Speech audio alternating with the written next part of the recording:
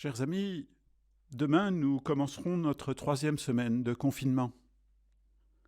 Depuis 15 jours, nous sommes témoins de l'inventivité de beaucoup pour renouveler notre manière de vivre ce temps si particulier, en famille, avec les voisins, en respectant les distances, bien sûr. Inventivité aussi pour témoigner de notre reconnaissance aux soignants, pour manifester notre solidarité auprès des plus démunis. Mais nous faisons aussi l'expérience de la fatigue et de la lassitude. Je pense aux enfants et aux jeunes. Ils savent bien maintenant que ce n'est pas un temps de vacances, parce qu'il y manque la rencontre avec les autres. Et puis, pour les plus âgés, il y a les inquiétudes quant aux examens. Je pense à ceux qui sont isolés, à qui le temps semble long. Je pense à ceux qui sont présents aux malades dans les familles, les EHPAD, les hôpitaux, à ceux qui assurent les services de la vie courante, dans le commerce, l'enseignement, les services urbains. Et nous le sentons bien. Nos réserves de patience, de bienveillance ne sont pas inépuisables. N'hésitons pas à demander au Seigneur qu'il nous fasse don de sa patience, de sa bienveillance, et que l'Esprit créateur soutienne notre inventivité pour servir un vivre ensemble qui n'oublie personne. Entrons ensemble dans la prière. Au nom du Père et du Fils et du Saint-Esprit. Amen. Et avec le Christ, nous prions. Dieu qui nous comble de bénédictions par la richesse infinie de ta grâce, fais-nous quitter ce qui ne peut que vieillir. Fais-nous entrer dans ce qui est nouveau, et nous serons préparés à la gloire du royaume.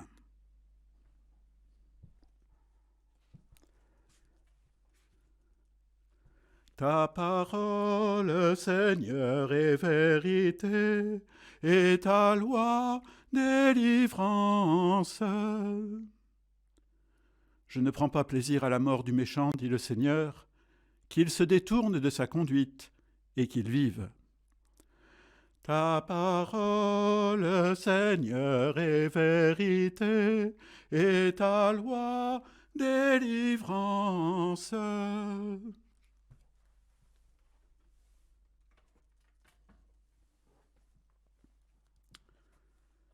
De l'Évangile selon saint Jean.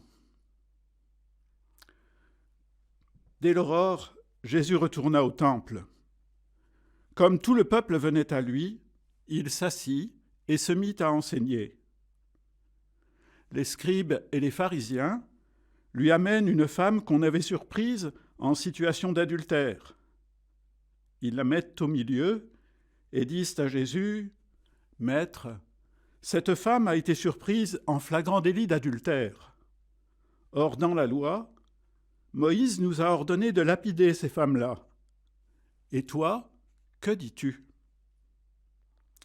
Il parlait ainsi pour le mettre à l'épreuve, afin de pouvoir l'accuser. Mais Jésus s'était baissé, et du doigt il écrivait sur la terre. Comme on persistait à l'interroger, il se redressa et leur dit « Celui d'entre vous qui est sans péché, qu'il soit le premier à lui jeter la pierre. » Il se baissa de nouveau, et il écrivait sur la terre. Eux, après avoir entendu cela, s'en allaient un par un, en commençant par les plus âgés. Jésus resta seul, avec la femme toujours là, au milieu. Il se redressa et lui demanda « Femme, où sont-ils donc ? Personne ne t'a condamné ?» Elle répondit « Personne, Seigneur. » Et Jésus lui dit « Moi non plus, je ne te condamne pas. Va, et désormais, ne pêche plus. » Acclamons la parole de Dieu. Louange à toi, Seigneur Jésus.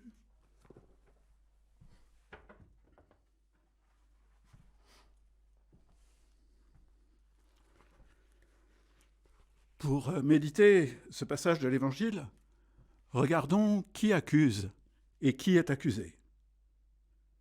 Quels sont ceux qui accusent ? Les scribes et les pharisiens sont sûrs d'avoir pour eux le droit. Ils détiennent le droit. Ils se sont faits propriétaires du texte de loi et de la façon de l'appliquer. Et ils s'abritent derrière Moïse, la référence suprême. Et Jésus ne va pas contredire cette loi. Il n'est pas venu abolir la loi, mais l'accomplir. Car elle n'est pas qu'un ensemble de règles. Elle est la loi pour l'alliance. Elle balise le chemin qui relie les hommes à Dieu, qui relie les hommes entre eux. Alors Jésus invite ceux qui accusent à écouter la loi pour eux-mêmes. Il les invite à s'examiner eux-mêmes à la lumière de cette loi d'alliance qu'ils se contenteraient bien d'appliquer aux autres. Or, cette loi, qui désigne l'adultère comme une rupture d'alliance, désigne aussi d'autres ruptures, d'autres péchés. Et cela pour que grandisse le respect de la dignité de chacun, le respect de la vie, de la relation à Dieu et aux autres. Ainsi, on lit au chapitre 19 du livre du Lévitique « Tu n'exploiteras pas ton prochain, tu ne le dépouilleras pas, tu ne retiendras pas jusqu'au matin la paye du salarié, tu ne maudiras pas un sourd, tu ne mettras pas d'obstacle devant un aveugle, tu craindras ton Dieu, je suis le Seigneur. » Quand vous siégerez au tribunal, vous ne commettrez pas d'injustice. Tu ne répandras pas de calomnie contre quelqu'un de ton peuple. Tu ne réclameras pas la mort de ton prochain. Je suis le Seigneur. Tu ne te vengeras pas. Tu ne garderas pas de rancune contre les fils de ton peuple. Tu aimeras le prochain comme toi-même. Je suis le Seigneur. N'avons-nous pas, nous aussi, à nous examiner nous-mêmes? Ce que parfois nous reprochons à d'autres, nous l'appliquons-nous à nous-mêmes? Demandons au Seigneur qu'il nous aide à accueillir les règles de confinement comme un lieu de la charité, comme des règles d'alliance qui contribuent au bien de tous, qui préservent aussi les liens à venir. Regardons maintenant qui est accusé. La femme, bien sûr. C'est clair pour elle, elle a été prise en flagrant délit. Mais elle n'est pas seule. Elle est même comme un prétexte. Ce que cherchent les scribes et les pharisiens, c'est de pouvoir accuser Jésus. Jésus est avec elle, du côté de ceux que l'on accuse. Il sera dans quelques jours aux côtés de ceux que l'on condamne et que l'on exécute. Il ne part pas, comme les scribes et les pharisiens, que son interpellation a poussé à reconnaître qu'ils ne sont pas sans péché. Jésus reste avec la femme. Il sera compté parmi les pécheurs, mais il n'a pas péché. Et c'est pourquoi il peut ouvrir un chemin à cette femme. Comme ceux qui sont partis, Jésus ne la condamne pas. Mais il fait plus. Il lui ouvre un avenir. Va et ne pêche plus. Sa parole la rend capable de prendre un autre chemin, un chemin plus ajusté à l'alliance et à l'accueil de Dieu. Parce qu'il se fait proche d'elle et que son propre lien au Père ne connaît pas de rupture, Jésus lui donne d'entrer à nouveau dans une relation restaurée à Dieu et aux autres. Cette proximité, cette parole, deviennent pour elle des points d'appui, des soutiens pour une vie renouvelée. Laissons-nous ajuster nous aussi par la parole de Dieu, par ce que nous en découvrons en ce carême si particulier. Préparons-nous ainsi à la célébration pénitentielle qui sera proposée sur cette antenne le mercredi saint.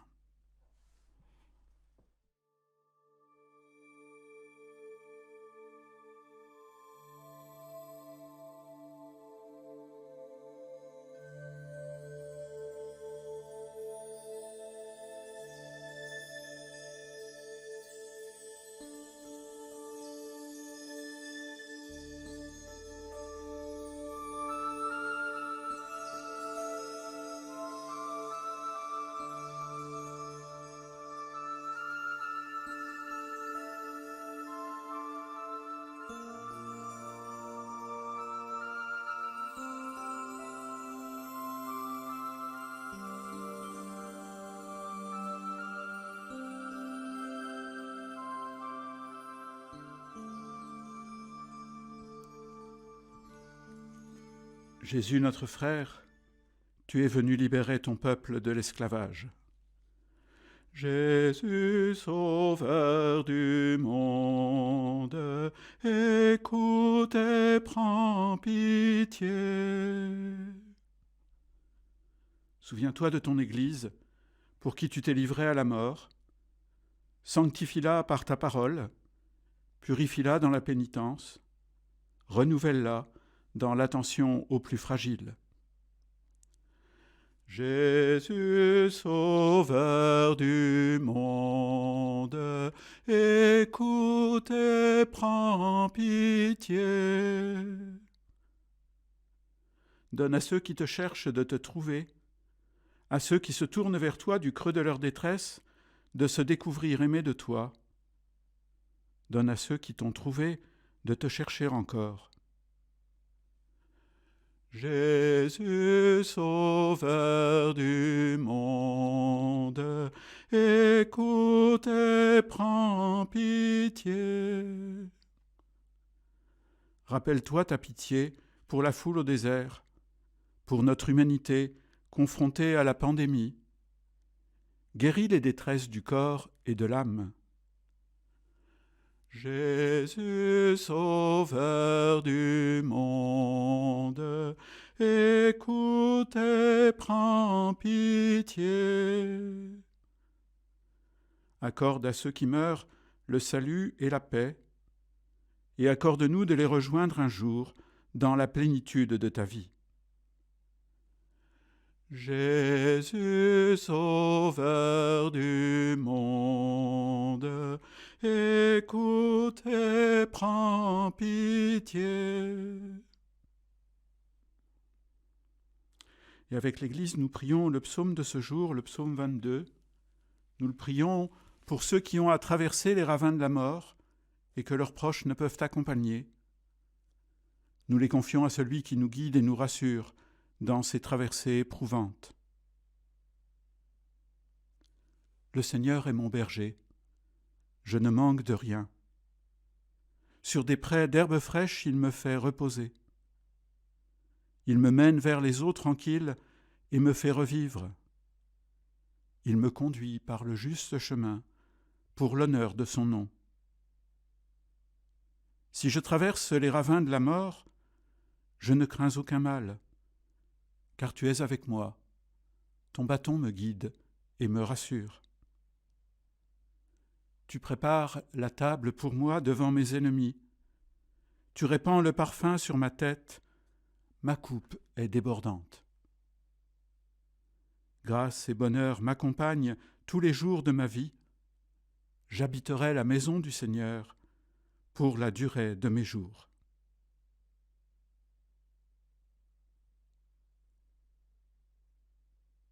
Et nous nous tournons vers le Père pour lui dire ensemble: Notre Père, qui es aux cieux, que ton nom soit sanctifié, que ton règne vienne, que ta volonté soit faite sur la terre comme au ciel.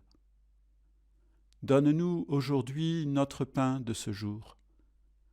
Pardonne-nous nos offenses, comme nous pardonnons aussi à ceux qui nous ont offensés. Et ne nous laisse pas entrer en tentation, mais délivre-nous du mal.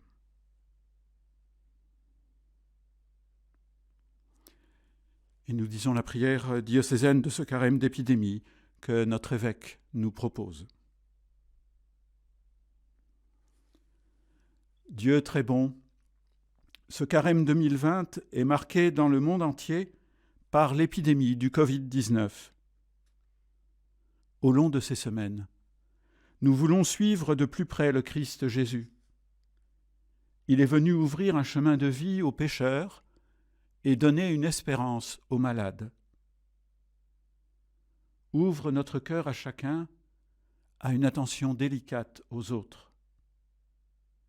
Que l'Esprit Saint nous inspire comment tirer profit de cette situation pour sortir de nos égoïsmes et accepter de nous comporter de manière responsable pour le monde entier. Fortifie, soutiens, protège, celles et ceux qui se donnent au service des personnes malades dans les hôpitaux ou en ville. Soutiens aussi les chercheurs. Permets-leur de trouver sans tarder les voies de la guérison.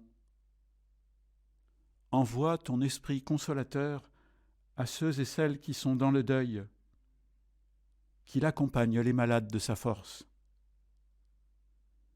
Accorde la plénitude de la vie à ceux qui meurent. Dieu très bon, nous te confions les catéchumènes qui se préparent à être baptisés dès que possible. Qu'ils deviennent avec nous d'authentiques témoins de ton amour, plus fort que la mort.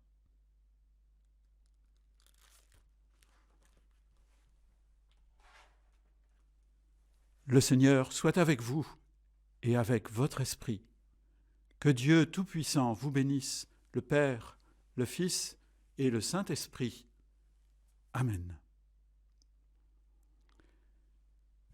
Et nous prions, nous demandons à la Vierge Marie qu'elle prie pour nous.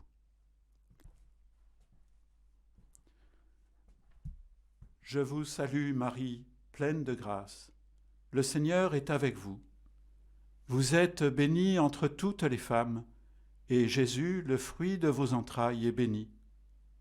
Sainte Marie, Mère de Dieu, priez pour nous pauvres pécheurs, maintenant et à l'heure de notre mort. Amen.